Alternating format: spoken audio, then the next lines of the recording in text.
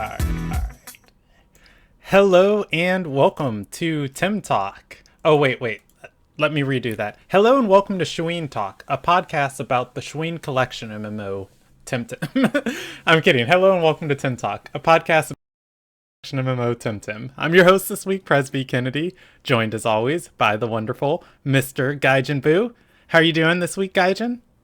I am doing all right so far. I mean, it's just the start of the week.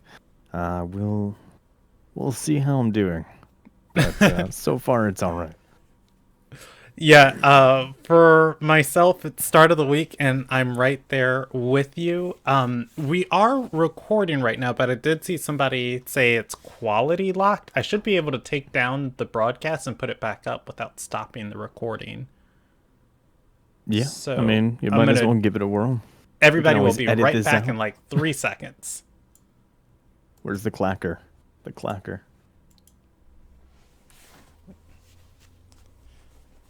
All right. For everybody else who's listening to this podcast, I probably should have paused right there before I did that. But anyways, we'll just jump back into it and we'll keep going.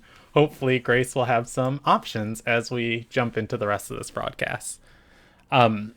There they are. Look at that. We have transcoding. A simple shut down Transcoding! and start back up, and boom, baby, we've got it. Yeah, I have no idea how this works or, what Twitch's mechanisms for determining this is, but best IT solution, turn it off and back on again, and then it just works perfectly. For Nice. for myself, I am having a pretty good start to my week. I did all of my dojos early this morning, and I got my radars. And the joke I made at the top of the Oh. podcast, "Welcome to Shween Oh, you Collection." have a Shween. I have another Shween radar. Boy, oh boy. I mean, Another. honestly, as frustrating as the 5% radars are, like, I don't know. They're kind of nice when you don't want to do anything else. Like, you can just sit back, get it going, and just wait. Watch anime, watch something on Netflix. Just let it do its thing. Yeah, exactly. Like, I am about to go put together a team now so I can go beat up Shweens. I've got my Skunch fully trained, and I just need something that can heal itself. Probably the Saku that's completely trained, and I'll take the Volphy too, and I'll head down to the Shween caverns, and that's where I'll be for the next 13 hours. Yeah. I do have a Cerny. I lent it to a friend so they could tackle their dojos for the week. I lent out a bunch of my Tems. So for anybody watching, they can see my competitive box right now is like really empty. And Womp womp womp. yeah.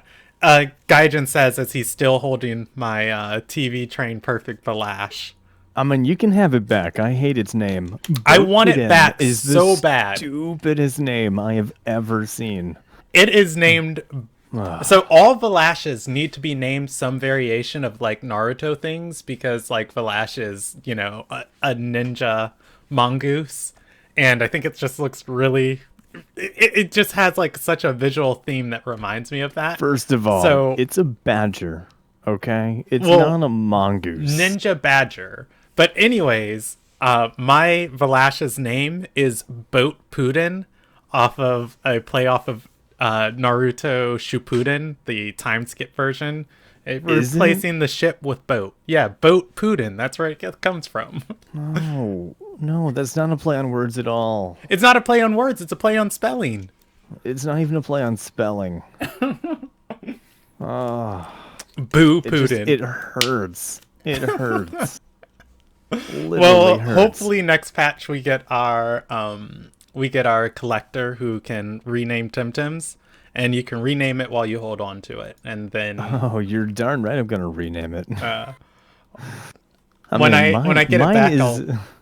Wait, what's You could yours have picked name? a name. You could have picked a name. Any name from Naruto. Mine is Pain. Because Pain is one of like the most awesome characters in all of Naruto, and Valash brings the pain. in every single like match it's in, provided you don't madness buff into a double attack and kill yourself.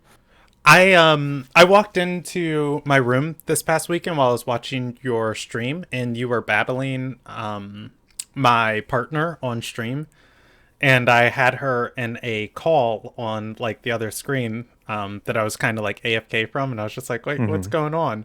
And she's like, I'm fighting Gaijin. That's his Valash named Pain. And it hurts. And I'm just like, oh, it's not pain because it hurts. It's pain from Naruto because Gaijin's a freaking weeb. No, it's pain because of both. Fair, fair. Both it hurts and I'm a weeb.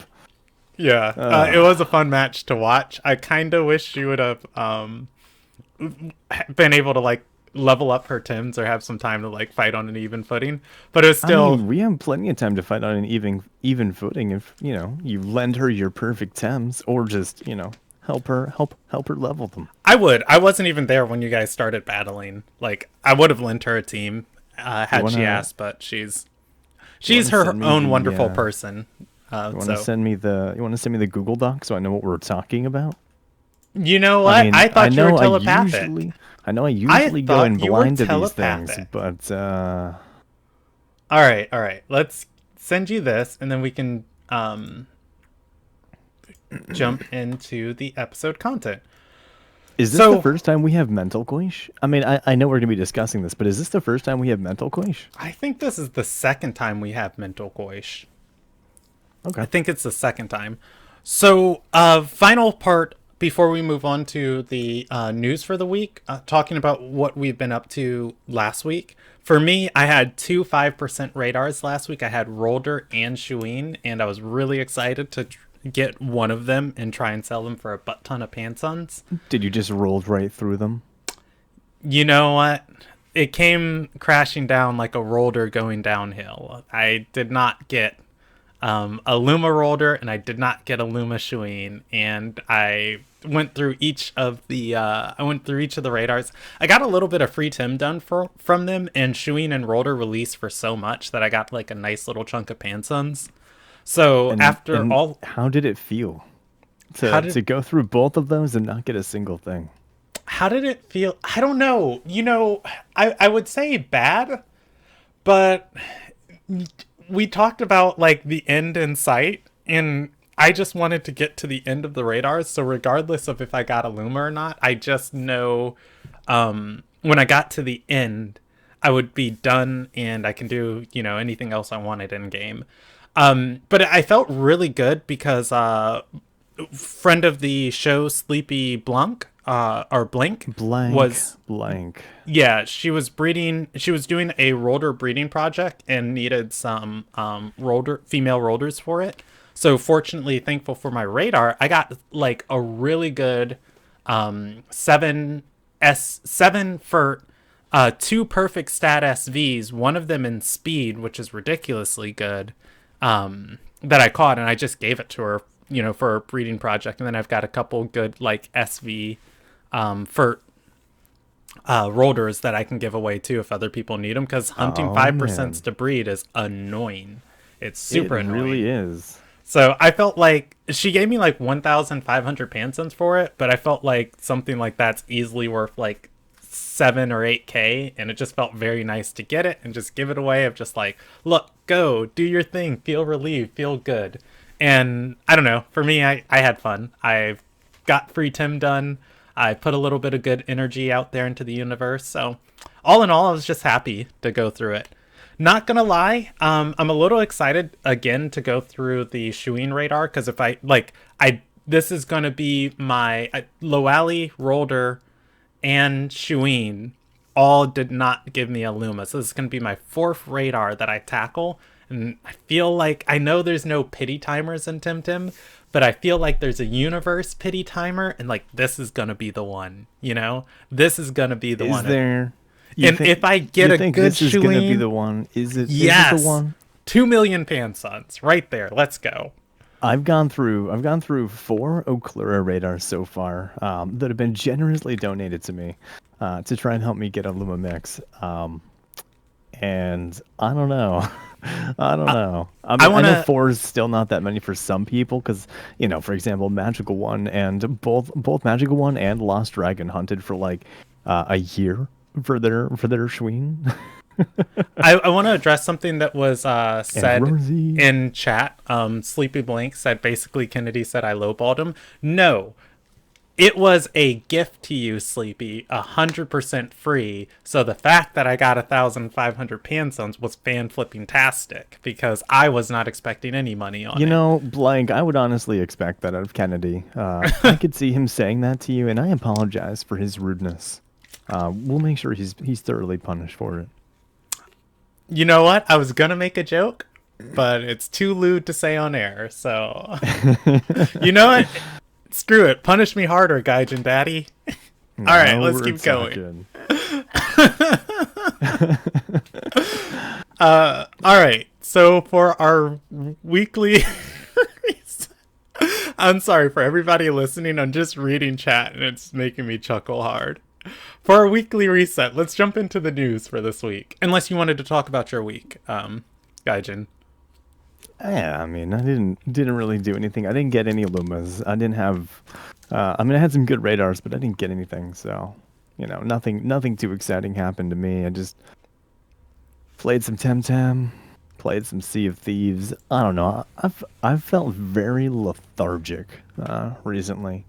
Um, I don't know if it's lack of exercising or what. Just I don't know. I've been feeling very lethargic and not sleeping well yet again. So I don't know.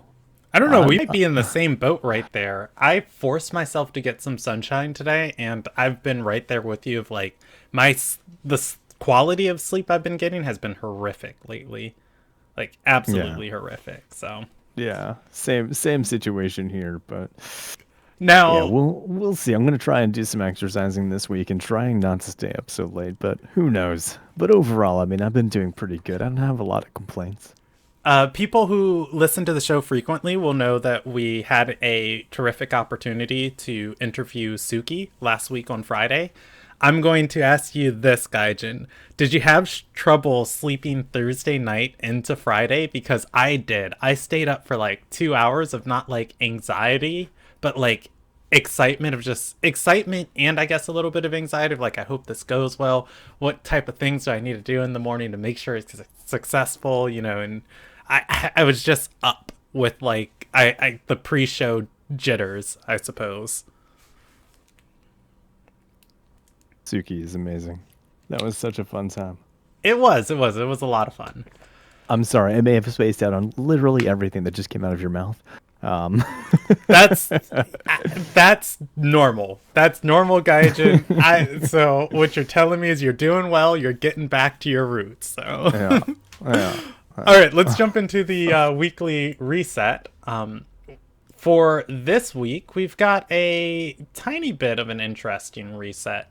It's nothing super thrilling, but definitely something to take a little examination of. I think we got Wish You Well coins again. I'm gonna put it on the other screen. Whoa, let me talk about the free time rewards, as is tradition. Okay, hit Oh, him up. come on. All right, folks. Free time this week goes all the way up to a whopping 480 releases. So, I mean, depending on what you release in general, that's already a pretty decent amount of Pansons if you decide to take the time to do it. Um, and you actually have some pretty good rewards this week. I don't have a lot to complain about. I think that 2 HP telomere hacks is definitely worth 480 releases. The 250 for 4 Wish You Well coins, also not that bad. I mean, the Vital Durians are kind of pointless, I guess. I don't know why those are even there. Uh, it's a weird thing. It's a weird thing. Why not just actual fruit that does something, like TV train or remove TVs? Something useful. Um, and the full revives. I mean, that's pretty useless too. So, essentially, there's nothing to receive for the first 150 releases. You start earning rewards at 250. Before that, there's just nothing. So, um, you know, Yeah, pretty but good week once you get to 250. yeah, 2 telomere hacks, 4 Wish You Well coins. Let's go. Yeah, I'm not sure why they throw these weird things in here. Like, who's really going to do free time to just, oh man, I gotta get that full revive. I Oh mean, boy, I need me some vital durians. those add up. Like we've got another story expansion going, and I've never bought a full revive in game. But when I got to General X, let me tell you how helpful it was to have like 8 of those things in my bags. Of just like over time, it's like, oh crap. Wait, I've got full revives. Let's go. I just sell those things. I mean, if I need them, I buy them. Like, if I'm in, like right now where we're just in like a content lull, just doing our normal weekly stuff, like who needs full revives? I don't sell them because they're only worth like what, 300 pansons or something? My point, they're not even worth receiving as a reward. You can literally buy But them. they're infinitely valuable when you're on a story mission that you can only attempt once and the game progresses regardless or not. Like when you're fighting I Max or I disagree. I disagree. I have a question for you, Gaijin. Did you beat General X? Yeah, twice. How many times did you lose Twice. to him? Twice. Both times I won, I lost. Fair. Fair. But it's I don't know. I like the little sprinkle of stuff just because it's nice to keep in your inventory in the future when you need it. Yeah, I mean it's a fair point. You know, it's a fair point.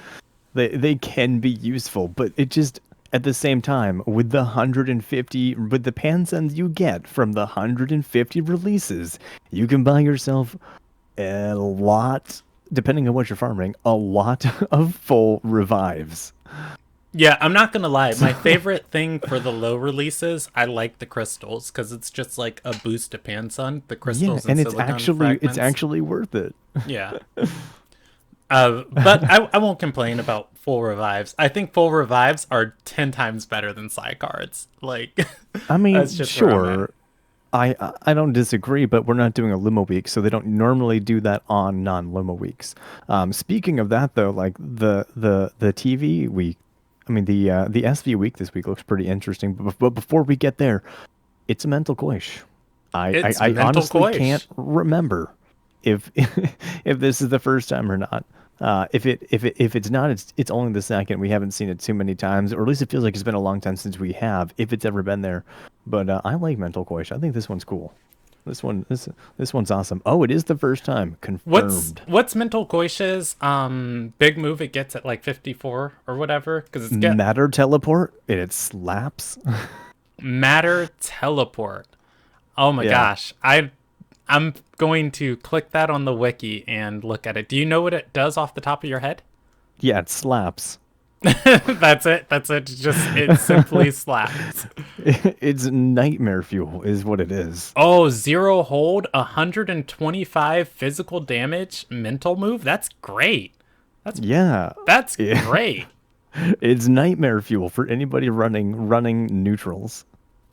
Yeah, that's fantastic. And Unless you're running a neutral iridescent Koish. yeah, and mental coish is one of the few things that can tank neutral damage really well too. So Yeah. very interesting, Tim. Koish is just always so crazy interesting because of Synergy Master and because of your iridescence. But Synergy Master Mental Koish for any shenanigans with Adoraboros or Nagais would be real strong. Real strong. Definitely something to go out there and play around with. Ooh, that's crazy strong on a Nagai's team. Because it would give synergies for it would give synergies for in Synergy Master for Nagai's Fury. And then if you're still running your Adoraboros on there too, Psychic Collaborator. Oh my gosh. Synergy Master Adoraboros Psychic Collaborator with Synergy Master Mental Coish. That's a hard hitting move. That's a hard hitting move right there. It sure is. It sure is. Okay. Yeah, it's something to definitely be on the lookout if you got extra time. I always advise to And don't tackle your fishing stuff at the end of the week after your radars and rematches. yeah. Man. Uh, Speaking of rematches, these guys cheat. These dojo masters cheat. Next up, we have our Park reset, which is a pretty decent Park. Like, not gonna lie, we have 2,500 Pansuns gets you 24 cards, and the Tems in the park this week. There is a Bigoos spawning at 80% spawn chance in Park, and there is obviously the one times Luma rate, the 1 in 10,000. Probably not going to find a Luma, but the minimum SVs of 26 and a 10% chance to have an egg technique. I think the one Bigu learns is slime. I'm not 100% certain, but the big one right here, we have Zephyruff in the Park, 80% spawn chance with 1 times Luma rate, minimum SVs of 30. 30 minimum SVs. That's crazy high. I think that might be the highest we've ever seen in Park. But on top of that, one of the highest, absolutely. Yeah, the fact that Zephy, I mean, this is like a perfect week for anybody who's looking to farm Zephies, for breeding or anything. Like, this is just absolutely insane. Like, 30 minimum SVs, that's bonkers. yeah, that's crazy good. But on top of that, Zephyroth has a 10% egg chance in Park this week, and all of the builds of Volarin, Zephyroth's evolution, need its egg move to be like really good and competitive, because Volarin's drifting towards being both builds a physical attacker with super hard hitting hyperkinetic strikes from speed investment. And so getting, a really decent Zephyroth with Feather Gatling, which is its egg technique that it needs, you can probably just go into Park this week and catch something you can use on ladder, or something that's going to do you really well in the storyline and your dojo rematches. That's a really nice catch-up week for anyone who just wants a Zephyroth, and a really great week for anybody breeding and selling Zephyroths. So definitely going to make somebody's lives easier. I know you already said your piece on this, Gaijin, but I also want to say shout out to Subaki-chan jumping in chat. We see you. We appreciate you. Thank you for rocking with us tonight. All right. We've got Subaki. A lot of news tonight, too, to go through. I can't believe we almost didn't do an episode tonight. That would have been crazy. It would have been crazy, and I'm glad I told us to do it. Well, hey, you told us to do it. I definitely pitched ideas of just like, I've got episode ideas for tonight. Yeah. But again, before we move on, thank you, Temtem France, your Twitter account. We pulled this from their Twitter account so that we'd be able to talk about and if anybody wants these really fancy infographics every week, just follow Temtem France. They usually get them out real quick. Right after update, so it's super handy, super great, and I would recommend giving them a follow, and just saying thanks, because now that they don't really do it unless they're like because so Temtem posts them on their Twitter, basically. I mean their Instagram and their Twitter stories, but not public posts. Yeah, that was so weird. I saw that on my Twitter story this morning. And I was just like, oh, wait, they're posting it, but it wasn't like an official, I guess, log post or anything like that. But let's move on to some huge news we got last week. We didn't even have time to discuss it because we had the interview. So the Temtem spoilers, or rather the Temtem hints and I guess leaks were put together by the community. Yeah, the ones that the devs were releasing one word, each different dev would put it someplace. And the community found all of the words and put them together. And that gave us the phrase, which is the Tempedia entry for a Temtem that's coming up in Sapanku. And that phrase, or rather that entry, is unique in every aspect. This Temtem has the unequaled ability to replicate any other Temtem subspecies. This makes it the ultimate breeder thanks to the genomic reservoir contained in its tail. And then we've got a little few pictures of what this what the edges of this Temtem might look like. And thanks to our interview with Suki this past Friday, it was confirmed that this Tim is not Obi-Wan, the weird cone cute thing that we've seen on the chalkboards of Krima and that we've seen little spoiler silhouettes of. So this is a completely different Tim, and this is going to be our ditto-like Tim and breeding only, in that it can breed with any other Tim type, which that makes me really excited because I have boxes and boxes and boxes on my account and on my alt account of just breeding for Tim because I hoard. And I would love to consolidate that to like 30 of these Tims or 20 of these Tims and just release all those other ones. Ditem. Honestly, it's this is the like ghost cat thing, whatever, right? Yeah, it's got a tail. I have we seen a picture of it? Someone like drew up a mock image of it from just from what we saw because we saw it on the Yeah. Halloween image, but it was under You're under right. a You're sheet. right. We did, didn't we? Yeah, yeah. Fantastic. I didn't connect that was the same thing. You're right. Yeah, it's super cool. And I'm really, really excited to see like how it performs in game. I'm really interested how they're going to utilize this. For breeding purposes and just in general its play style. Um, I don't know how it'll work, but I'm super interested to see how they make it work.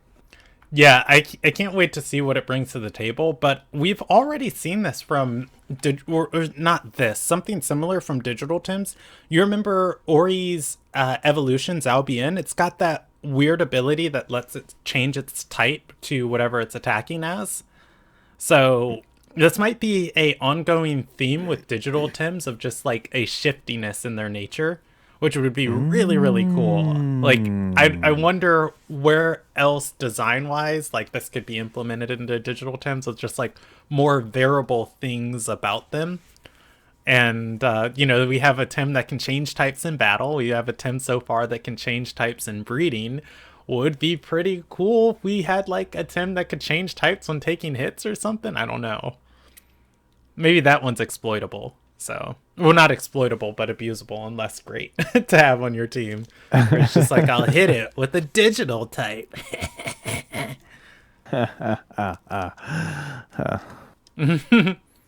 I'm excited for digitals. I want one.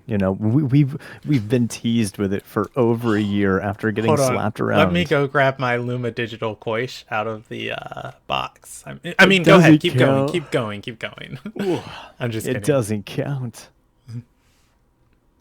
What's this? Hey, there it is. There's the doodle. There's the doodle of it. It looks so darn cute. Yeah, I'll put it on screen while you're talking. Did you want to finish that thought or did it escape you? Uh, I think it escaped me. I forgot what I was talking about now. You I was said talking. how much you wanted a digital Tim Oh and you've been yeah, teased with it for a year. yeah. Well, I mean that was kind of finished, right? Okay. Like, All right. We've got I just want digital so badly, and we're so close at this point. Um, but so far, so far. yeah, so close and so far. So speaking of Sapanku Tims, we've got more Sapanku Tims to talk about. Surprisingly, we've got three Sapanku Tims to talk about, one of which is Sparzel. So in the Crim Grem in the grem. in the Tim Discord, Krima has posted a poll. We've got Sparzy's pre-evolution revealed a couple weeks ago. Well, a couple weeks ago, 2 months ago at this point. And it was the pre-evolution to Sparzy, but it did not have a name at the time. They were taking name suggestions from the community, and they are now voting on those names in the Discord. if you join the Temtem official Discord in the hashtag polls channel, you can go in and vote on the name of Temtem81. Among the options that are available, I should have had this up before. I remember there's Smallsy, there's Sparzel, then the other three, there are five of them. The other three get away from me. Hold on, I've got it right here. The other three. Yeah, okay, So many difficult ones to remember. there's Smolzy, which is a combination of small and crazy. There's Sparkbee, which is a combination of Spark and Baby. There's Sparzel, my personal favorite, love it. Spark and Candle. There is Watsy, which is Watt and Crazy. There's Zapsy, which is Zap and Crazy. And the whole evolution of this family is Temtem 81, whatever it gets named. Sparzy would be 82. And then we actually see artwork and the name of Sparzy's evolution, which is called Golzy, which is our first time, one, learning Sparzy gets an evolution, and two, seeing this absolute unit. This isn't the first time we've seen the evolution. They've showed this off. You just didn't know We've his name. seen this evolution before? When? Yeah. Not too long ago. They recently shared it. At Really? least I'm fairly certain. I would like to call baloney on you. Or maybe I'm just talking about the leaked images that I saw. Oh, I remember you told me about those leaked images, but they were actual leaks and weren't through an official source. That's right. So okay, yeah. did it was look leaked images for those. Okay. Yeah. Interesting. So this is what those leaked images were. Okay, great. So our community's on the same page now, because I never asked about that information or never like went through it, because there's I don't know, there's like, this is, I consider Temtem, game design as art, and an artist's intention is very important in it, and if it's something the devs don't want out yet, it's legally their, what's the word, not mental material, but it escapes my mind, but property, idea property somebody owns. So do whatever you want with that language. Put together the words, get to the thought. But it's their IP and their ownership of something, and if they don't want it out yet, it's not something that I, on an official platform, want to put out there discussing. Oh yeah, absolutely. So. I mean, we shouldn't be sharing their IPs, especially if it's not officially released. If it's leaked IPs, we definitely shouldn't be sharing it. But here it is. It's officially released. We've officially seen the render, which does look a lot better than the leaks. So. Yeah, this thing looks fantastic. It looks like a digital electric Yeti, and I love it. I stan it. I stan it so hard. So I was talking to one of my friends about this, and this is the first triple evolution we see for... Ooh, excuse me, I was burping. This is the first triple evolution we see for an electric family. Now, not all triple evolutions in-game get added to a shrine site, but all shrines get a triple evolution, the third evolution of some family there protecting it.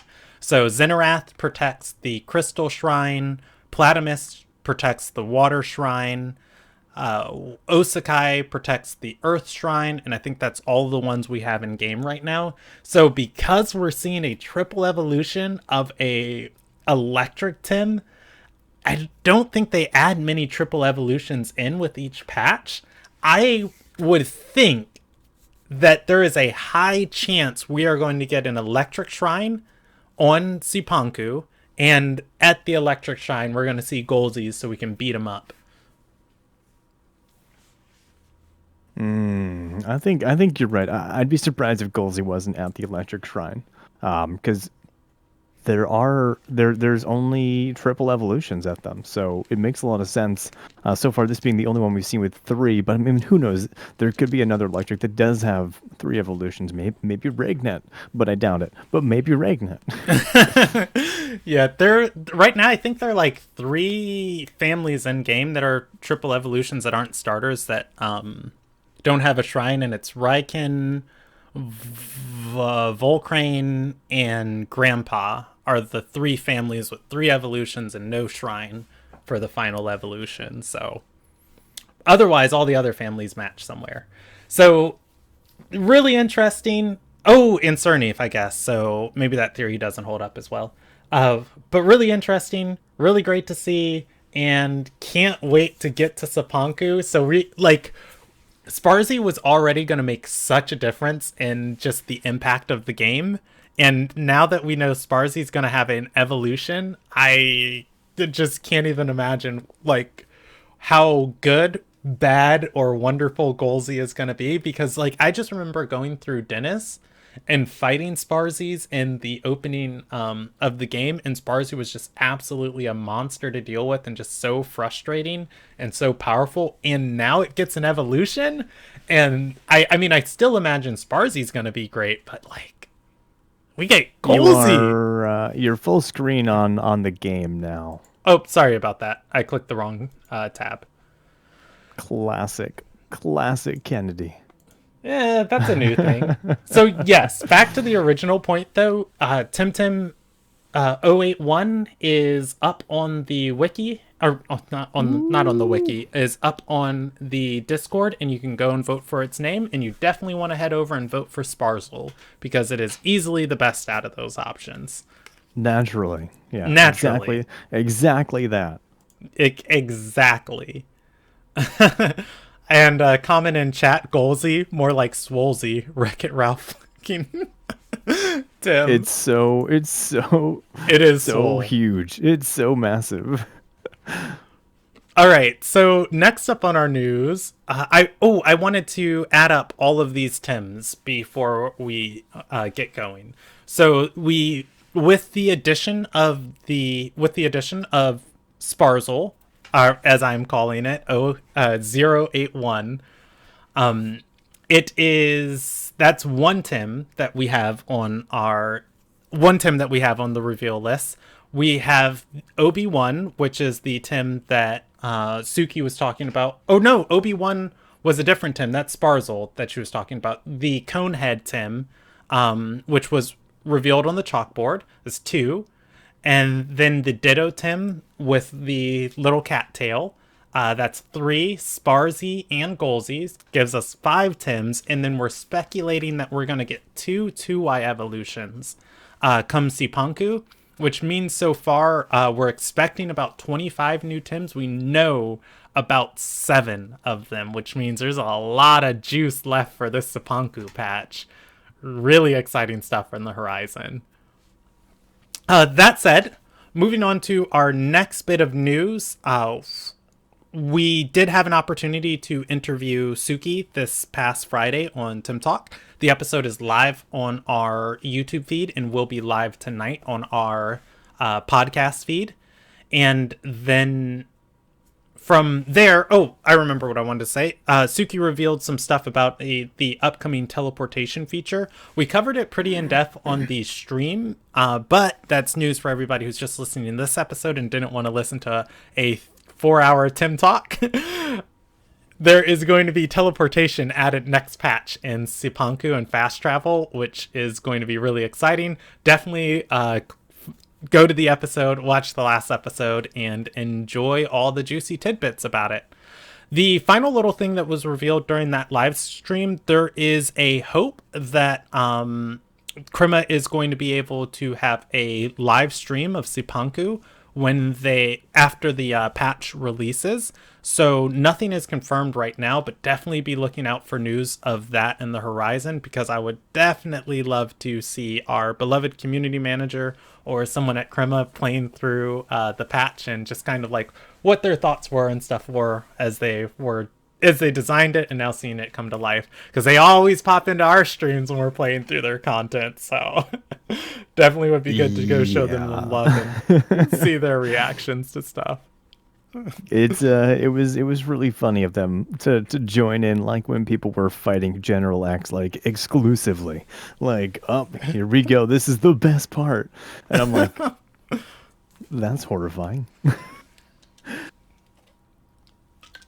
Yeah, I think I got to chit chat with Q Angel for some of our Kiswa live stream when Vonlin and I played through it, and then doing the housing quests. Q Angel stopped by again and was like hanging out and was just like, "You're so nice. You're just hanging out and talking." Best devs in the world. And I say all that contrasted to the other community I'm really involved in right now, in the WoW community, in which nobody knows anything except for like the one dev who opens their mouths on the forums and, you know, blue posts, and people have to extrapolate 10,000 bits of information from it. Love Krima's approach 10 times more. All right, so let's get in. Oh, was there anything you wanted to say on that, Kaijin, before I move forward? I kind of talked a bunch through that. Uh, I mean, none that I can think of. You know, everything's covered in the YouTube video and soon to be the podcast episode. So you know, people can listen to those and get their own ideas and you know, see what they think about it. And yeah, I mean, the most important thing that came out of that, I think, was honestly the new meme template that Suki gave us. So there's that that. was that was probably, yeah, that's super duper fantastic. I have seen all of those Suki memes. So Suki made a big mistake coming onto the show. She held up a sheet of paper on her web camera and had something obviously written on the paper and held it next to her. She was like waiting for people to figure out what was written on it. Our loving members of the community went through and whited out the paper, and now we have a whole meme format that has spawned some wonderful additions. Maybe next week we can pick out our favorites and discuss them on the show. That would be pretty interesting. All right, let's move on to our community events and tournaments. I finally did it, Gaijin. I got back into watching competitive. I haven't started queuing Yeah. yet, but I definitely have been turning on streams when I see people play and watching games. This past week, we had Plus OP's weekly tournament number 36. I tuned in for the semifinals and the finals, and I watched Senor Platt battle through the semifinals and into the finals, and watched Senor Platt go against Wobbles head to head and become the first three times in a row champion, the three-peat. And Senor Platt, as a lot of people in the community know him as Matt Gia, is just a very, very talented toxic player. Runs 4 toxics on his team and sometimes more, and just has so many great strategies for keeping poison pressure up on Tems and then handling wind Tems, and he makes 4 toxics look like the way this game was supposed to be played. Like, it was always interesting watching him. I love players who get like their strategy and just work it from every angle, like Prati with Doom, Tsubaki Chan with Salad Stall, Maggio with The Toxic. Doom comp that Brody was running during the fellow Tamers tournament was just absurd. And it's funny, actually. So Subaki and Brody were both running very, very similar Doom comps throughout the fellow Tamers tournament. I know this isn't the Plus Cup, but it's just, No, you no, go ahead. mentioned Talk Brody about and the the Doom fellow comp. Tamers. Need to watch that. What It we was actually didn't talk about, I got super sick this weekend, and I basically did nothing but play video games and sleep. Oh, poor Kennedy. I Are you feel feeling great better now. Or Ah, better, at least. I've been drinking tea. you're welcome. That's probably for me rubbing your belly. But yeah, like so they both ended up running very similar teams. Brody had all 3 starters on his team, and it just it was wild to watch him play. I mean, oh, I'm already thinking about that, and that's it's crazy. so hard to really like elaborate Everything's a for me, win just condition. because I don't know even I don't even know what happened. It was just wild to watch, and I would tell anybody go watch the VODs on fellow Tamers FT underscore tournament, I think is their Twitch channel. Go watch the VOD because the battles from this past weekend were just insane, and Prody just the triple starter team. You're right, everything's a win condition, and It was just dominating. It was ominous to watch and play. Like, ooh, not fun for anybody on the opposing team, but it was pretty incredible. All right, yeah, I'll definitely go look at that. What's that team comp like? Like what? Uh, I'm thinking you definitely want something to pair with your something to pair with your punch monkey, something to pair with Nagai's, something to pair. So they had so all of the starters basically cover their own weaknesses. So they had, Tortonite, they had Nagai's and Size Munch, and then alongside that they had, I believe it was that I know there was a Pigapick, Okay, and get them bamboozles. yeah, Okay, I'll I think look it up. a I'll look it Gould or up. two, yeah, yeah. Look it up. Noxolotl. Okay, somebody in chat said triple starter: Noxolotl, Pocus, Pig, Pig, Volphy, okay. and Kinu. Noxolotl. What is this? Get out of here! I'm done with you guys. Moving on. Well, it was for the relax. So this way, if when Noxolotl goes to sleep, it heals. Ah, okay, okay, okay. The whole team was planned around relax and things either not falling asleep or benefiting from falling asleep and just straight madness. Oh, let's go. Relax Pig. I can get behind that. Was it a. Do you remember off the top of your head if it was a water custodian guys or a Decidor in the It, guys? it was it was Decidora. It was not Water Custodian.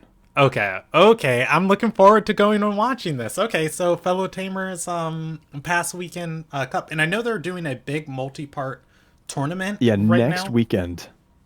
Okay, I haven't been tuned into it like super heavy. I've been just kind of loosely hearing about it from other people, but I did plan to watch whatever like the finals are. Yaluna sent me a message, and I have to sit down and read that. It was really long, and I didn't have time, unfortunately. You're a liar. You're a liar. You You're were a in bed liar. playing video games all week. Yeah, but that doesn't mean I want it. I don't know. Like You can read. the If you can play video games, you can the read a message. message. Don't you I lie. I didn't want. I don't want to say this on air, but I'll say it here because whatever. You're calling me out. The message started with like, "Hey Kennedy, we're looking for people to interview for the," and I was like, "That's work. I don't want to work." I I did that. stopped. I did the interviewing. I stopped reading.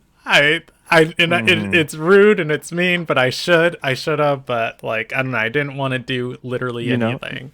you know how that gets solved?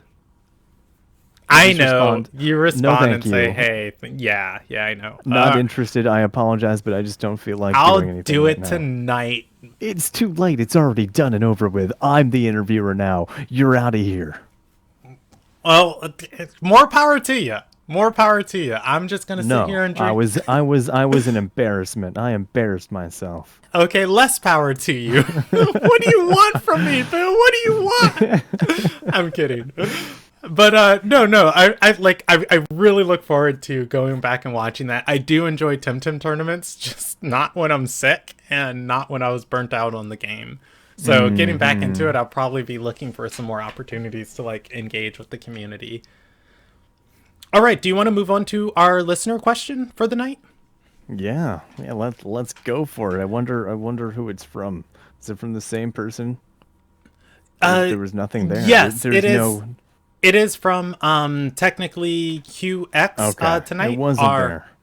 Oh, well, it's there now. But Oh, well, the question's I there. There's just skimmed. no saying who it was from. But Oh, either okay. way, technically, QX. Thank you so much for always giving us a question and making our brain noggins think. And if you guys want to be cool, like technically QX and send us questions. I mean, anything, literally anything. We'll answer your questions. It doesn't even have to be Temtem related. I mean, if you want to get real crazy, we'll do it. But anyway, Now send for an this email to one though, temtalkshow@gmail.com with your weird questions. I think we might not have an answer for this. Do you want to read it or do you want me to? I can read it since you've been talking an awful lot. Go for it. Howdy, Temtalk. I was wondering, since we can basically confirm Damien has an NPC that will be in Sapanku, does Suki have an NPC of themselves as well? Does the rest of the team? Thank you for your time. Technically.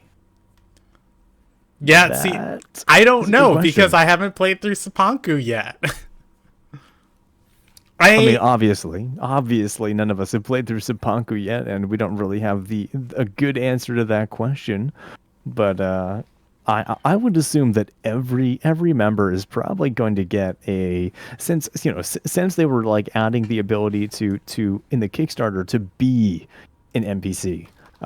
I feel like they're probably making themselves NPCs as well somewhere in the game. And with as much fun as they've had making other people NPCs or even just like throws to other pop culture references like Kakashi in Tukma in Quetzal Korra and Kisawa. over by where the auction house might be, or in Kisuwa with the Korra. Korra, thank you, the airbender. So Uh, for this, I would lean on this question. Does Suki have an NPC, or will Suki have an NPC of themselves? I would lean to no. I have had limited interactions with Suki. The interview was one of the longest opportunities we had to sit and chat. And from what I understand about Suki, she feels very bad or doesn't want to use her influence and her position at Crema to influence the development of the game or, the community. And I would think that she probably wouldn't have them insert an NPC of her unless the community asks for it heavy. Like she has the authority and power and sway, I think, to force somebody to put Malingo into the game. But it was I don't feel it was something she was going to do until the community supported and pushed for it.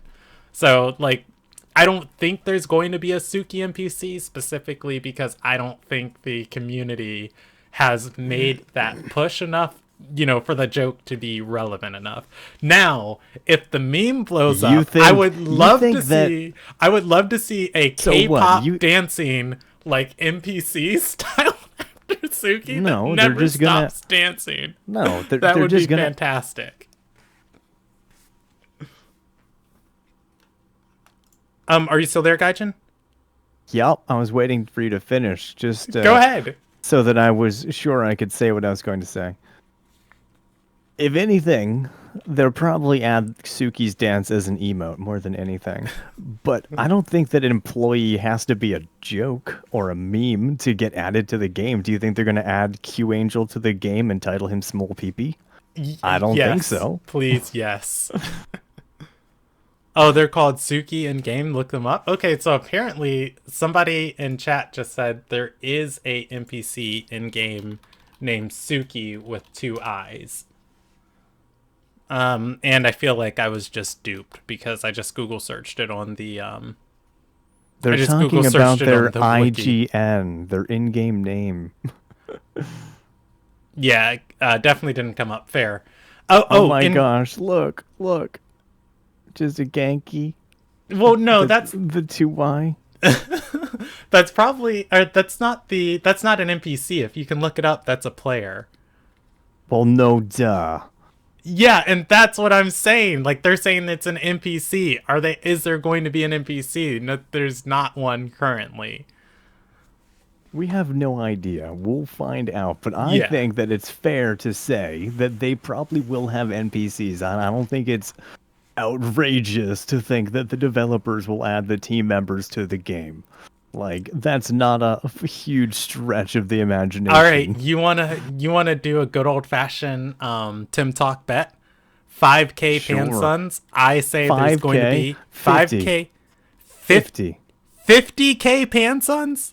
Yeah, 50,000 Why do pesos you and Von Lin do says this? Why are you that they're like going to this? add each Crema member as an NPC. Each Crema member? Yeah, 50K NC for each Ponku. Crema I'll member. take that. No, I will not take in that. Sipanku. That's the Throughout the question. entire In game. Sapanku. Through the entire game, they'll add them all. Okay, No, so the let's. question that wasn't the question. Are you even reading it? It says, I was wondering, since we can basically confirm Damien has an NPC that will be in Sipanku, does Suki have an NPC of themselves as well? And does the rest of the team? They're not asking if in Sipanku they will. They're asking if they're going to get NPCs of themselves as well. They were talking about Damien having an NPC in Sipanku. Okay, let's do 10K per island. We've got 3 islands remaining. No, no, 50K per NPC character. You better get farming. 50K per NPC character. Yeah, 50K per employee. Okay, so if an employee doesn't get added in game, you Don't pay screw me me over, y'all. Don't you screw me pay me over. 50K because I can go through the crema page of everybody working at their staff and go and find which ones are and aren't in the game. Yeah.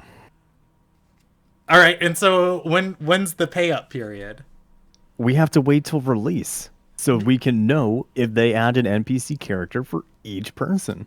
So we have to wait for the game's release for this bet to come to fruition because who knows when they're going to add them. I'm thinking about it. This is all your fault technically. Technically QX says this bet seems large. I'm thinking about it. How about this? How about this? How about this, No, guys? 50K per NPC. If you're so sure that you don't think that they're going to add an NPC for each character, this should be easy. This I should be am easy for you. I am okay with this, but I feel like you're gonna get screwed out of a bunch of money. I don't care. I've given away like $25 million in Lumas and Perfects. Do you really think I care about money? So if some make it and some don't make it in, do I win for all? Like I wanna know the terms of this. Do I win 50K 50? per. So if particular ones are added, then I win 50K. If others aren't added, then you win 50K. But this sounds like an assured 50K in your pocket because you know there's got to be a No, yes or Damien no to this doesn't bet. count. Damien doesn't count. The question is about the other NPC characters. All right, let's do it. 50K per NPC. All right, easy. On release, somebody's got to pay up. Boo making a bet. He might forget.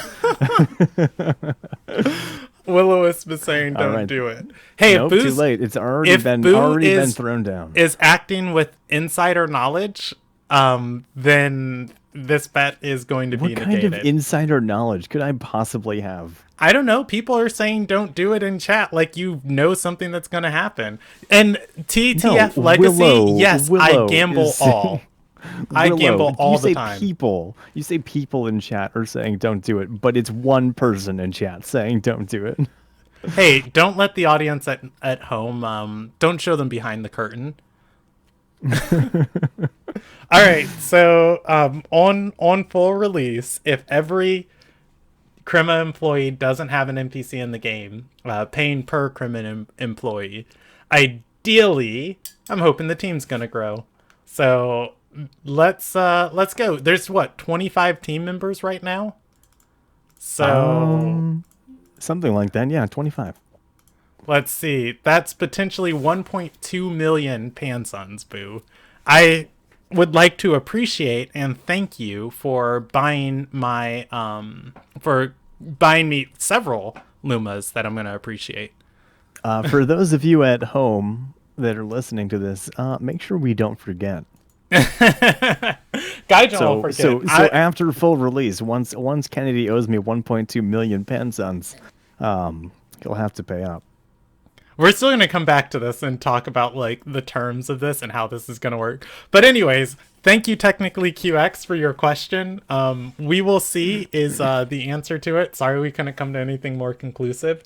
And if you have a question you'd like to ask, please write into the show at temtalkshow@gmail.com. We appreciate all questions and we always check them right before the show so we make sure they all get on. I don't think you can come to any more conclusive answer to a hypothetical question than a hypothetical answer. So then, yes, we had a very conclusive answer. Yeah. There we did. go. All right, so our main topic for tonight is going to be synergies. We're going to be talking about synergies and how they work, which ones you should look to use, and just in general, trying to dive a little bit in depth to one of the unique aspects of Temtem battles and the way the Imagine, Temtem system works. imagine not adding water cannon to this list. Yeah, water cannon's on there, but Let's put it on there. yeah, you put it on there. Water cannon's Imagine, on there. yeah, I'm saying imagine not putting that on as a synergy. It's one of the most commonly used synergies It and is, it super is, it is. important. All right. So, synergies. How do they work? I didn't write down like any instructions for this area of like, how we were going to do this segment. So, if there's anything you want to add, definitely feel free to jump in. But synergies are this really unique aspect of Temtem and the Temtem battle system, in that the Temtem battle system is built around having two Tems out on the field, and it's two Tems on both sides, so 2v2. And the way synergies work is one Tem will use a move that will have a synergy that will say if a water Tem is on your side of the field, if your other slot is a water Tem, this move will power up and deal 20 additional damage, of which the damage might go from 120 to 140. And that water Tem being on the field synergizes with the move, and then the additional power ups used, and it does more damage. Now, the really cool thing of really thinking about like how synergies affect the battle system is it only counts for Tems on your side of the field and only counts for your ally slot. So the Tem, if a so a move that I just gave an example of was like Water Cutting Lily. Water Cutting Lily is a nature move that when used while a water Tem is in your allied slot, it deals additional damage. If you were to have Babawa, who's a nature and water Tem, use Water Cutting Lily while having, like, let's say a fire Tem, like a pyre in your other slot, the Water Cutting Lily is not going to synergize off of Babawa's own water typing. It needs to synergize off the other Tem's typing. And so there is, when you use synergies, the when it checks for the other Tem in your slot, it checks when the Temtem comes up in the turn order. So you can activate a synergy by swapping in a Tem. And even though let's say you click using Water Cutting Lily at the top of the round, and then you swap your second slot, a really cool thing about Temtem is even though you didn't have synergy when you selected the move, because you swapped in the move, or because you swapped in the Tem in your second slot, swaps happen at the top of the round. When the Water Cutting Lily goes off, it will activate and get that bonus synergy. So that's a really great aspect of battling. The really scary part you have to look out for is that synergies will deactivate if your Tem in the other slot dies before the synergy goes off. So a very common one that happens is people might use Toxic Plume with a Crystal type Temtem. Toxic Plume's a toxic move that synergizes with Crystal, and a lot of times it's really predictable when you'll use it. And so people might heavy focus the other slot, predicting a Crystal Tem and trying to knock out the Crystal Tem before the Toxic Plume goes off and canceling that really powerful synergy effect. I'm going to keep going, guys, and I see you looking really in depth in thought, so definitely feel free to jump in whenever you want. No, The I mean, you thing, talking about synergies is probably the best thing because when it comes to me talking about synergies, I often forget about them until I'm looking at them in front of my face. Um, I know what some synergies do, like water cannon plus a toxic Tem adds 2 ticks of poison to water cannon. Yeah, into water cannon. So after doing all the damage from water cannon, you get +2 toxic for having a toxic Tem on the field. But yes, yeah, so while I'm looking at them, I know what they do, and they're super useful and super important for getting the hang of. Yeah, the thing that's really going to make you a master of synergies is when you can understand like that swapping ability of swapping in and out of synergies. So the other really cool thing about synergies is there's some synergies in game like Quetzaleno. How do I pronounce it, Gaijin? Quetzaleno. Quetzaleno, like Quetzaleno and Sizemunch's Wreck and Hellfire. All three of those moves are normal priority moves that when you synergize with them, they go to 3 priority, which means they become faster. So turn order is decided at the start of the round. So when you select a move, all of the turn orders are already dictated. The cool thing about synergies that change priority is they are one of the few and I think only things that can change the turn order after moves have been selected. So let's say you get a synergized Quetzalino. Normally, your Raiken would move Oh slower yeah. than all the other. Lenyo. Lenyo. Okay, I'm not going to use that one. I'm going to go with Hellfire. Let's go with Hellfire. So Hellfire is one that speeds up. If you knock out the other fire Tem before the Drakash gets the opportunity to use the Hellfire will actually drop in priority to normal priority, and you might have another Tem that is able to go faster than the normal priority Drakash and wipe it out before it even gets a chance to do anything.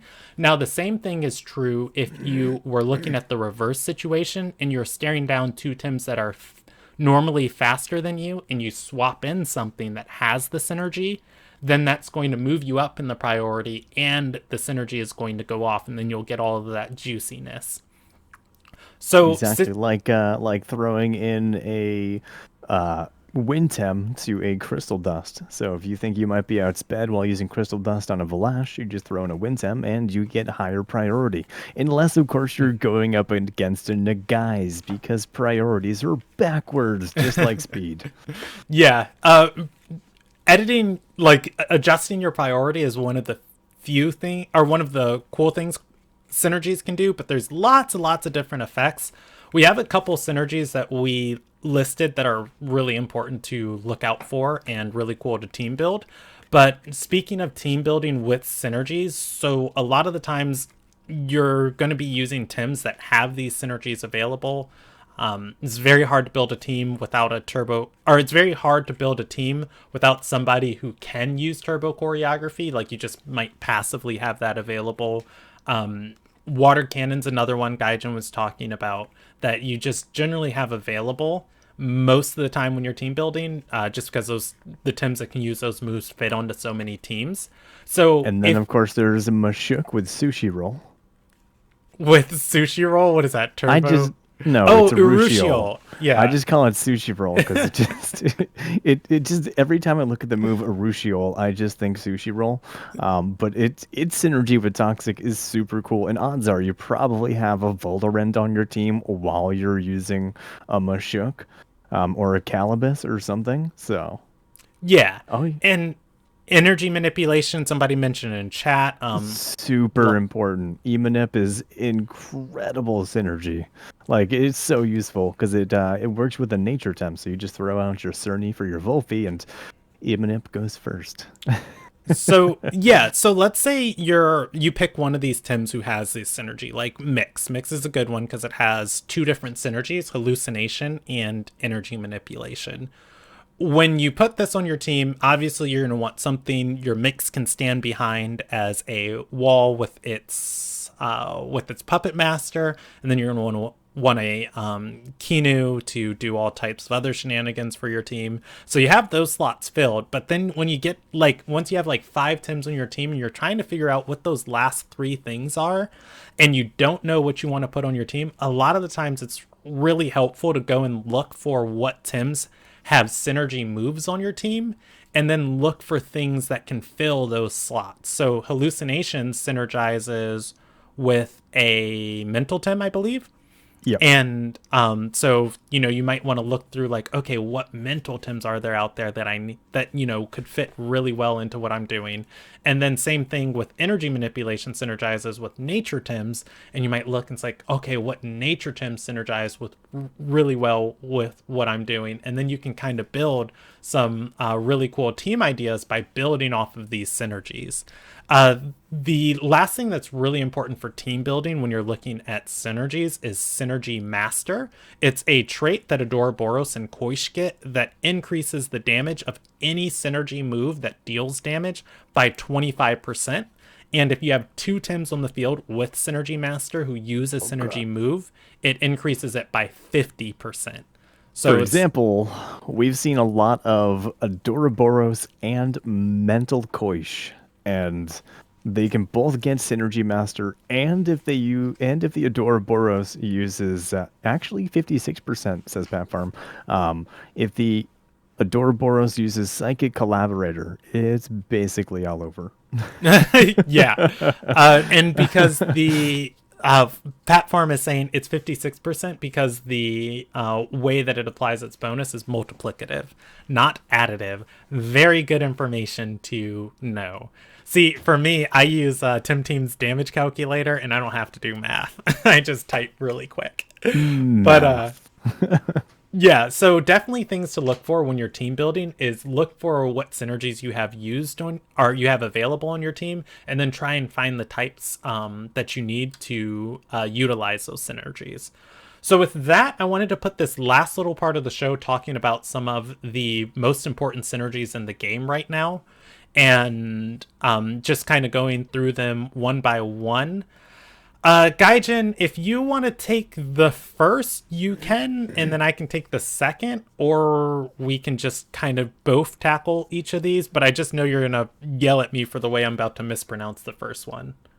Quetzalcoatl is probably one of the most powerful zero hold fire attacks, right? It is Yeah, the most zero hold. powerful. Yeah, it's Yes. the most powerful zero hold turn one fire attacks in the game.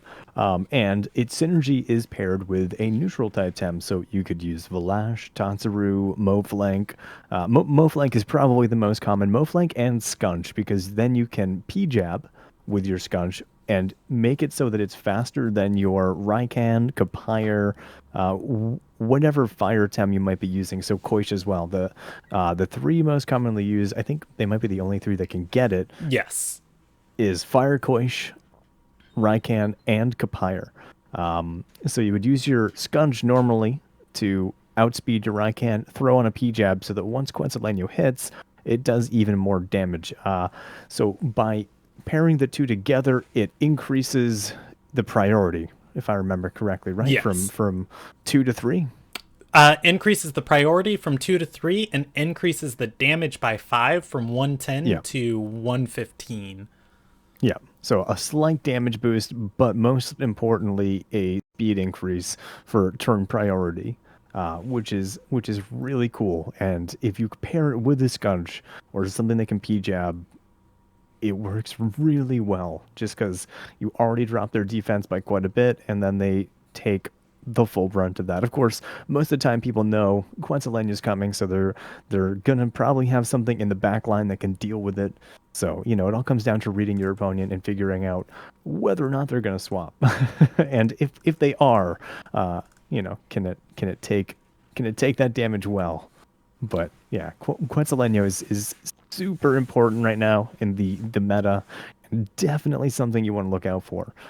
So if you're looking at a team in PvP ranked or even just dojo rematches, Kapire, Raikan, Firekoish, they probably have Quetzalcoatl. Maybe think about banning one of their synergies. Just this way they don't have the synergy, and the Quetzalcoatl will be slower and do slightly less damage. Yeah, and you brought up something that I didn't really even talk about there that before we go into the next one, I definitely want to hit on. I talked about all of these on your side of the field and your perspective on team building, but the other thing that really helps with understanding synergies is you can get an insight into your opponent's mind and strategy, where if they first pick, like a Raiken, and then, they third pick like a Momo or something, it's very likely that that turn one situation or even the turn two situation, that other slot is going to be swapping in for a neutral type Tim to activate that synergy. So knowing that, you can set yourself up in ways of just like, oh, they're going to be looking for that Quetzalino synergy. How can I sneak in a mental Tim to respond to like that swap? So once you know how synergies work, you can also be looking for a counterplay for them. And one of the most iconic things in Temtem's history so far is the next synergy we're going to talk about is Toxic Plume. It is a special move to the Temtem Voloren. It does, I believe, 58 base damage. It's a very low damage toxic move that hits both Tim slots. However, when you pair it with a crystal type Tim, it does a little bit more damage, but more importantly, it drops the physical attack of both Tims that it hits. So a lot of the times, Voloran is this incredibly tanky Tim that can come out to the field, throw out one move to get a hold, and then turn two, it forces physical attacking Tims to retreat and swap out if it's not immediately dealt with because it's going to Toxic Plume. And if there's a Crystal type Tim available to swap in, it can Toxic Plume, lower the physical attack of, prevalent physical attackers, and just make the whole game slowly go downhill. So a lot of the times looking for that turn two Toxic Plume from a Voloran and reading the crystal swap and putting proper damage on like where the crystal swap is coming, you can stop your physical attackers from getting that negative status, because if you double into a crystal slot and then you double in a second turn before the Toxic Plume happens, a lot of the times you can kill the crystal Tim and not get the Toxic Plume, but you have to be looking for that turn two situation with a Voloran on the field. Always want to be on the lookout for Toxic Plume when you're using physical attackers. Do you want to tackle turbo choreography, Gaijin, or do you want me to? Yes, I do. I've Okay, actually hit been it. using it a lot recently. I So noticed you use it against Willow. I saw. yeah, so the grandpa that I have on my team does not have much damage output beyond turbo choreography. I mean, before turbo choreography mixed with hyperkinetic strike. Its base wind blade damage is not super good, but it's basically to speed up and then do some massive damage. But turbo choreography is super handy. So essentially, if you use it without any synergy, it increases both Tems on your side of the field or the other side if you'd like, by one speed. So for example, if you're facing up a Nagai's, you could turbo choreography their Nagai's to make them faster than you. But the synergy with turbo choreography is if you have a wind type on the opposite side of your Temtem that's using it, because a lot of Temtem get turbo choreography. So two notable mentions that are not wind types, three actually: Tataru, Kinu, and Mashuk all get. Oh, and doesn't Ukama get it too? Yes, Ukama is a turbo And Ukama. choreography user. So many people can get turbo choreography, and it can be really useful. So you can have, as long as something has turbo choreography, if you swap in a Wintem, it doesn't increase your speed by one stage. It instead increases it by two stages for both Temtem on that side of the field. So if you're going up against Nagai's, it can be incredibly useful, because generally you're going to go against Nagai's, Gulder, and honestly, turbo choreographying Gulder does nothing. Literally nothing. No matter how many times you turbo it, it just does not do a darn thing. Um, so it can be used off. Mostly, it's used offensively, but it can be used defensively as well in a situation with Deceit Aura. But it's really handy. It's generally used for Grandpa and for Volorend to get extra damage out of their hyperkinetic strikes, but also just to give you more opportunity to be first. By doing damage first, you can possibly remove damage from yourself that might be done. Because if you can take something out before it can attack you, obviously it can't do that damage. Yeah, just So like turbo taking out the choreography is crystal, Tim, before the toxic exactly. plume goes off. Yeah, so it's incredibly useful, and it has such high priority that it usually will go first anyway. So it's not one of those things where, you know, there's a possibility they may have used a super high priority move and outspeed your turbo choreography, but it's unlikely. Um, Yeah, I but feel yeah, like Crystal Dust and Ninja Jutsu are like one of the few things I can contest with turbo choreography speeds. yeah, And yeah. it's so So rare somebody's turbo and ninja choreography and jutsu, yeah, while you have yeah, like ninja Ninja jutsu or Jutsu up. turbo, yeah. All right, so the next really important one that is kind of game defining is Water Cutting Lily, one of the I would say signature moves of Cernif, but just main moves of Cernif, Babawa, and Nature Koish. Love this move. It synergizes with a water type, and when you synergize it with a water type, its damage goes from. Let me make sure I'm giving this to you all correctly. Oop, I lent my Cernif to somebody, so I don't have it on here. But I'm pretty sure it goes from 120 to 148, gaining 28 additional damage, and it is a very powerful synergy. Why water cutting Lily is so dangerous is because a lot of the times the Tems running this have very high physical attack investment, and it even if when it hits neutral, it just slams so hard. But when you synergize this, especially when you're using a Koish, or well, yeah, Koish is the only other Tim with Synergy Master who can synergize with this. Though getting that Synergy Master, it's like Quetzalino. It's fast. It's three priority. It's always Water and Cutting Lily. It's always three priority, but it's fast. It's super high damage, and it hurts a lot. And so water cutting lily is so dangerous because if you don't have something that can tank it, a lot of the times it can just keep killing you one of your slots or keep damaging one of your slots before you're able to put out enough effectiveness to handle whatever Tim is throwing out the water cutting lilies. Next one is a really big one. Thank you, Gaijin, for catching it. You're This one was welcome. really game defining in the first patch of the game. And you want to talk about water cannon? We did talk a little bit about it, but I'll go on. Water cannon is just such a good move. It is just absolutely a force to be reckoned with when you're doing synergy. It doesn't give you increased priority, it doesn't give you increased damage, but what it does do is give you guaranteed extra damage. So the nice thing about toxic is the fact that it is a very high damage, guaranteed damage of status effect. Because so burned, the burned status effect is guaranteed damage as well, but it's much smaller than the toxic damage. So when you use water cannon, it gives the opponent, if you have a toxic ally, it does the water damage and then it adds on 2 points of toxic tick.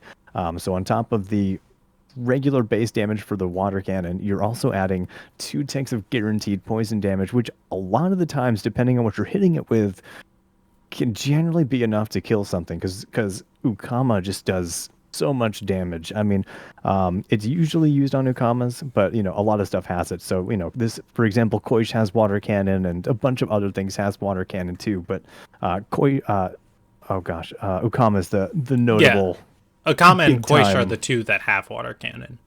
Oh, the only two. Okay, never Yes. mind. Those The two. but I mean they're game defining Tims. For a long time, every team had a Nukama, and for a decent while, every team had a Koish. But I mean, with they still have Koishes. People are just yeah, experimenting with a bunch of different ones. I think mostly it's still electric Koish, mental Koish, fire Koish, and nature Koish are the big time ones right now. I've seen some toxics here and there too, but yeah, not I a can't not wait a to ton. see how toxic Koish advances. I That's a discussion for a different time with Yeah. the bug fixes for that, Tim. But we'll come back to it in a future episode. But yeah, water cannon. One thing I wanted to add on with the poison. Poison ticks for 1/8 of a Tim's HP, which I think comes down to 12.5%. So 2 ticks of water cannon or 2 ticks of poison that water cannon adds from a synergy. It's 100 base damage move with all of the special attack that you can pump into Ukama, or the pretty decent special attack Koish gets. But on top of that, you're also dealing 25% of the Temtem's HP over the next 2 turns. So that's one of the reasons why this move's so scary. All right. I think that's all the game defining synergies you put down on the document. Earthbreaker and Psychic Collaborator. We can talk about those, but I think Earthbreaker and I Psychic think Collaborator. Earthbreaker has become pretty popular in competitive. Really, who's using Earthbreaker other than Grumper and Gario? Who else has access? Well, first of all, Grumper is run by a lot of people. Grumper's basically on probably, I'd say maybe what, 70% of teams, easy. Grumper is super popular right now, and I've actually run into quite a few Garys. But yeah, I mean, it might not be game defining, but it's a really good synergy still. Yeah, I feel like Rarzi is one of the few people using Earthbreaker physical attacking Grumper. I don't feel like Grumper's kit has room for Earthbreaker.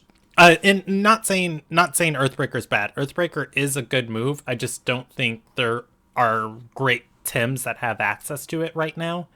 And the reason I say that's because like Mud Shower on Grumper is a uh, oftentimes run as a special attacker.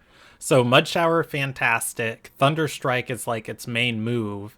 Electric Storm, really, really helpful. And then it's oftentimes ran alongside with Nagai's and as counters to Nagai's. And so just the ability to stonewall, in really bad Decidora situations to get like a final move off or something is oftentimes its final move. And I don't know, there's very few times where I want to be running Earthbreaker on it, but I guess if you're staring down a lot of crystals, it's kind of helpful to have.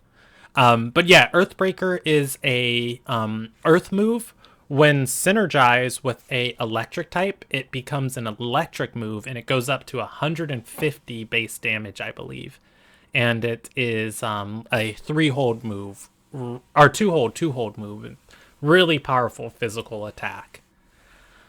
The Which on final Gary can be pretty neat because it's got the instant as soon as I enter the field I'm untouchable trait, which is pretty cool. Yeah, my But only problem with it on Gario is I feel like Gario doesn't have enough physical attack to make use of it. It's like I've yeah, Earthbreak. I'm hoping that Gary gets a retool or better, just in general better stats as it levels up because I feel like that's Oh, what you think happens we're with gonna some get of them. another Gario level evolution? I said level up. I didn't say evolution. Oh, okay. Well, I mean, the ratio I think its stats are going to scale up are like we can see it on the wiki. It's not the leveling up stats. It's that its base attack is like 70 something. Well, you never know. I mean, it could get retooled at some point, but Yeah. yeah. Okay, so generally, like these ones that I put on there were just I was just thinking of synergies. I didn't realize we were thinking of game changing ones because you said the main topic was synergies and how they work. That's You didn't that's say fair. the main topic of the show was game changing synergies that are important to look out for. No, you're right. It was synergies. I just didn't like. I knew we wouldn't have time to go into every synergy. No, we have to go over every single synergy. All of it. People are saying Gary has insanely good stats. Its kit just sucks. It does not have good turn one options, and No, no good turn one options. That's why it's got the evasion thing. So when it enters the field, you can throw it in during a turn, and it gets it attacks on turn two automatically if you do that. yeah, and I don't know. I People are saying Gario does have good base attack, and I just went and looked it up, and it does have 82 base attack. But this is kind of something that I get into with oh gosh, there was another game I play. Oh, Oh, with the WoW pet battling system, there's a lot of things in that system where it's like, oh, spend a turn and increase your damage by 75% or something like that. And it's just like, if you could have a good option on turn one and, a decent option on turn two, you're still going to do more damage than having no good turn one options. And I don't think Gario has good attack for not being able to do anything meaningful till turn three. Like, and I'll take that to my grave. I ran Gario on multiple team comps. It was the first Kisselin Tim that I bought and that I tried to make work, and I could not get it to do All much of right, so anything. what we're gonna have to So, do is I'll talk to Tsubaki and I'll have him make a viable Gario team and show you how wrong you are. hey, go for it. Gario on paper looks like a fantastic Tim. It's just unfortunate that, it Ah, doesn't have. how we like to blame our own downfalls and inability on poor game design. I didn't say it was a. I Yes. didn't say poor game design. I love this game. I'm doing a podcast about this game. All right, you know, All but right. So you're let's finish up with synergies for tonight. And if you have any questions about them or if there's more we can cover, definitely feel free to email the show. Okay, here we go. If you have strategies that you like with Gario and ways that you get it to work, email the show at temtalkshow@gmail.com. We would love to run your Gario strategies. If your Gario strategy is fantastic, I will go out and buy another Gario and train it up and run it. So there we go. We'll do with for that. double what you sold yours for. Yeah, I mean, how much can Gario be going for right now, right? I mean, after Tsubaki makes a team that shows how good it is, a lot. Okay, caveat to that last statement, if I can acquire a Gario for less than 14k Pansuns, only time I'm buying another Gario. You won't fool me again. Not you specific. I was talking Gario in the ether, but that's where we're Hmm. going to end our main topic for tonight. Hopefully you gain some information that just helps you conceptualize how to think about synergies and some ideas for team building. With that, let's do our closing for tonight, and then we can start to get out of here. Ooh, I've got the turn 30 tonight. I didn't even think of. Oh, wow, this is gonna be exciting. Okay, great. Okay. So, Gaijin, I let you go first last Tim Talk episode. Oh no, I let Suki go first. Okay, I'll be polite. I'll let you go first tonight. Um, where can the people For find what? you, Plugs? Gaijin? Yeah. No. I mean, places. All You know, right, that's cool. some I can places. also be found at places. Twitch.tv/ it's Gaijin Boo. I also have Instagram, Vero, Twitter, and Theta.tv. You know, if anybody's on there, that's a pretty cool streaming platform that's built on blockchain technology. It's a pretty darn cool, actually. But I'll talk about that on my next turn 30. But yeah, so anywhere, any of those locations, you can find me under It's Gaijin Boo. ITSGAIJINBUU. And if you're watching the YouTube video or the stream, it's spelled correctly on the stream. And For I my, will see you, YOUU, there. I love it. For me, I live stream on Twitch. I live stream D&D content. I've got midwinter break coming for all the schoolwork I do. So I'm actually going to be playing a lot of Temtem and a lot of Guild Wars 2 on my Twitch channel coming this next week. So if you really want to come and hang out, I'd super appreciate it. I live stream at twitch.tv/PresBKennedy, and I've been would love to hear from you. As always, we live stream this show every Monday night at 6:30 p.m. Pacific Standard Time, 9:30 p.m. Eastern Standard Time on twitch.tv/TimTalkShow. That's twitch.tv/TimTalkShow. And you can You find us okay there? on. Yeah, I was getting in my groove, and the thoughts were coming faster than the words were coming out of my mouth. And so Were they? it was like a Were car they? crash, and everything was just it's speedy. But anyways, also we're on YouTube at the same username. Definitely would love to hear from you. If you have comments about the show, please leave them in constructive ways, and we're always trying to improve and be better.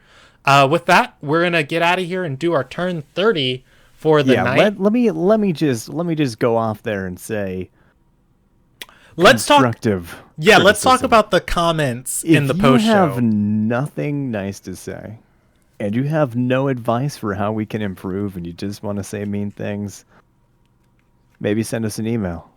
You know, don't Yeah, I don't mean, don't comment on YouTube and just be dumb. if you want to say mean things to me, definitely just pop me a Discord message or pop me a Twitter message. Like, Let's there's talk. instant Let's talk. You know where gratification to in find me. that. You know where to find me. Let's talk. Let's talk. All right, so let's do our turn 30, and then we can do a little post show, and we can kind of chit chat about that. For me, everybody knows I kind of ping pong between let's Tim talk. I love it. Let's Temtalk. I kind of ping pong between I have like an anchor MMO and then I have MMOs I play in the background. And for the longest time, Tim's been my anchor MMO, and then I kind of switch between other things. So for a little while, that the other MMO I was playing was World of Warcraft. I have been always been an avid fan of Guild Wars 2, and I just started getting back into it last week. And Guild Wars 2 does this thing with how they tell their story. It's probably like the best storytelling I've ever seen in an MMO. They do a big expansion, and then they do like a year of or like 2 or 3 years of living world content where they build on the end of that story of the expansion, but they release huge in-game patches that kind of tell this evolving story in an episodic like fashion. And I'm Hold on. just go ahead. Before I let you go too far beyond this point, Oh, I'll what finish up real quick. Sorry. what MMO? No, no, I was just saying, before I let you go too far beyond this point in particular, I'm talking about what you're talking about. You don't have to Okay. finish. I'm just asking a question. What MMOs are you comparing this to? What This story writing, this incredible, never seen before story writing. I'll compare it to well, the major ones I played: RuneScape, World of Warcraft, and then I played a lot of off-brand MMOs. I played WildStar, I played Knights Oh my Online. god. I Here we are comparing Guild Wars 2's story writing and completely skipping two of the best MMOs for story writing that there Are you gonna say is. Elder Scrolls and Final Fantasy? I'm going to say Final Fantasy 11 and Final Fantasy 14. The story writing from Square Enix is top notch. And to completely overlook this because you simply haven't played them is really disappointing. It's incredible the amount of detail and depth and just in general everything that they put into this. Okay, I'll have to go and I'll have to go and look at those and like look into the story. One of You the can go issues I on kind of YouTube and watch like all the main story points yeah, if you want to. that's actually what I'm going to do. Yeah. One of my issues with Final Fantasy as a franchise is that they're not really connected game to game.